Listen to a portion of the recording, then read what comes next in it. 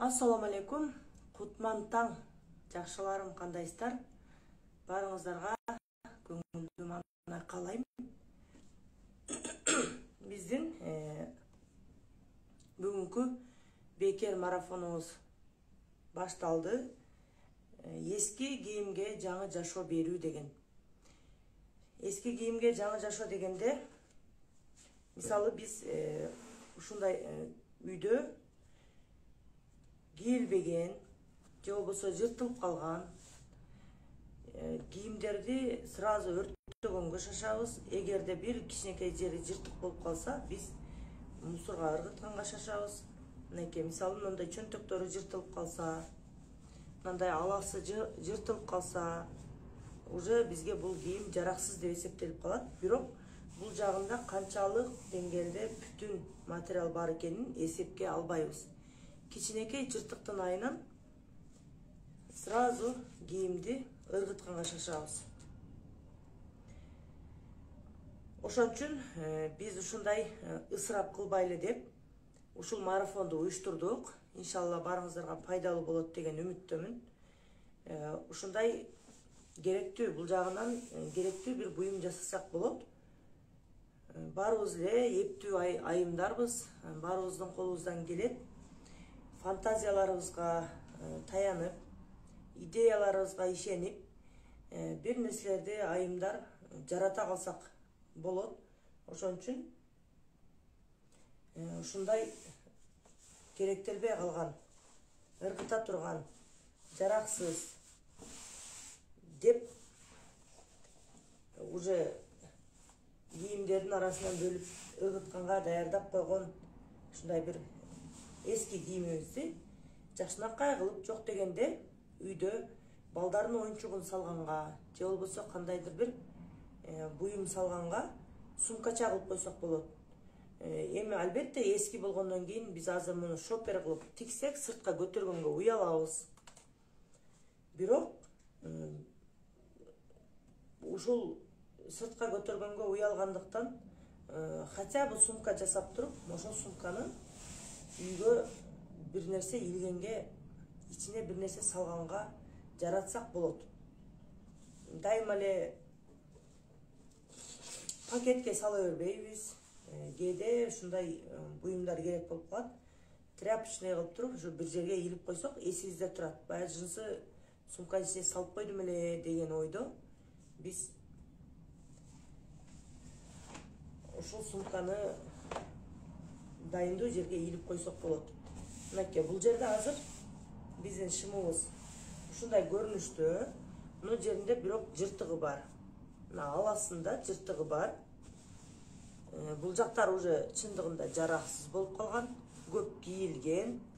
Чөнтөктөрүнүн ордулары бизге керек эмес. Бизге болгону мына жери гана керек. Мен азыр сиздерди кыйналбас үчүн замок тигиш керек, анан тигиндей мындай дебестен замок салынбай турган вариантын көрсөтөм. Дагы эсли мүмкүнчүлүк болсо, иншаллах замокторун сала турган, замогун кантип салат, каягына салат, ошо замоктору бар шоперди тиккенди үйрөтөмүн.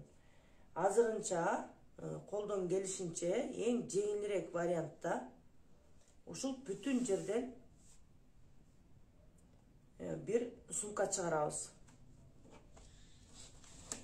Ошол сумкага кааласак балдарыбыздын оюнчуктарын салып илип койсок болот. Кааласак өзүбүздүн буюм тайымдарды салып илип койсок болот. Бул жерде азыр мына шымыбыз, мына алды жагы,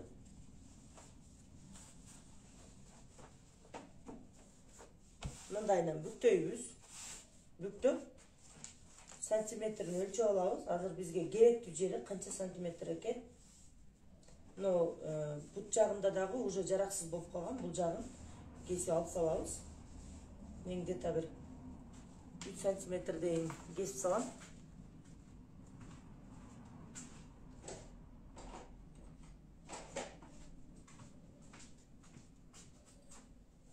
Мынакей. Бул жагы жараксыз бизге. Меники мына жыртыкка туура келип калат экен. Ушул жыртыкка чейин 68 сантиметр болот экен. Ушул жерден кесип салышым керек.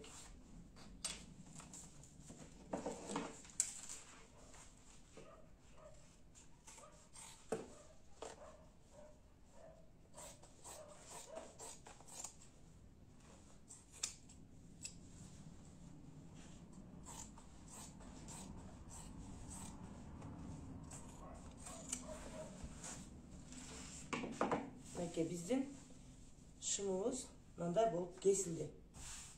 Эми биз мынау түз жагын кесип алабыз. Мындайдан коюп. Мына жерде тигилген жеринде ушундай өңү өчүп кеткенге окшогон көрүнүш бар. Ушул жерин ачып туруп кыркып алабыз. Мына жагын да алып салам.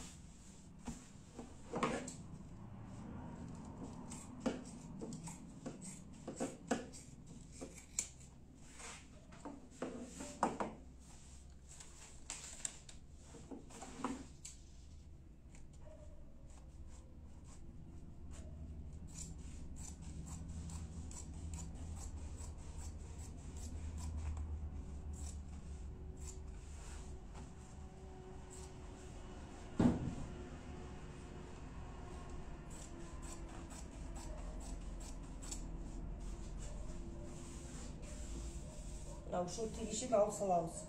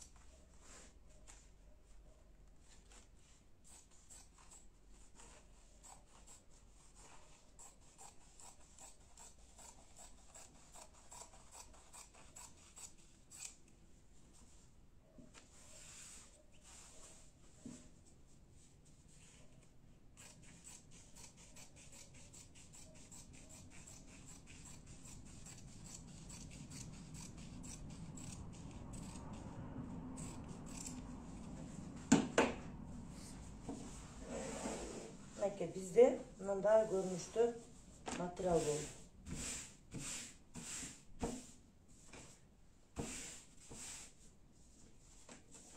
Biraz бул жерде мындай эластичность бар болгон үчүн biraz но тизелердин орду чоюлуп кеткен, ошон үчүн ушундай көрүнүш болуп атат. Эми ар кандай шымдар бар, кээ бир шымдар катуу болот, чоюлбай турган. Кээ бирлери ушундай болот.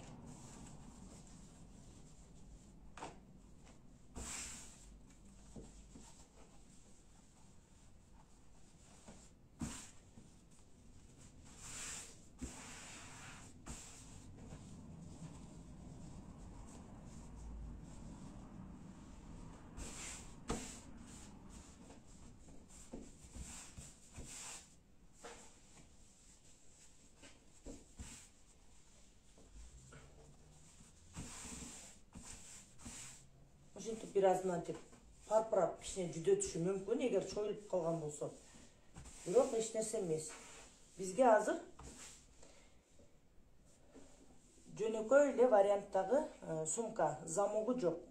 Сиздерде замок салып кыйналбас үчүн эң жеңилирээк эле варианттагы сумканы көрсөткөн атам.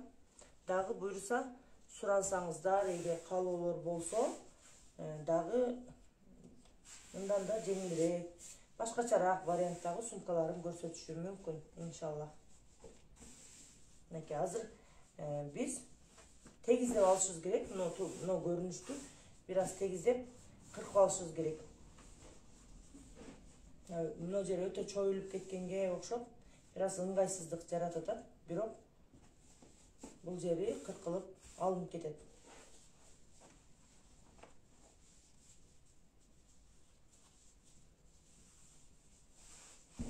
Же болбосо бул жагын шымдын асты жагына келтирип туруп тиккенде чоюлган жагы билинбей калышы мүмкүн.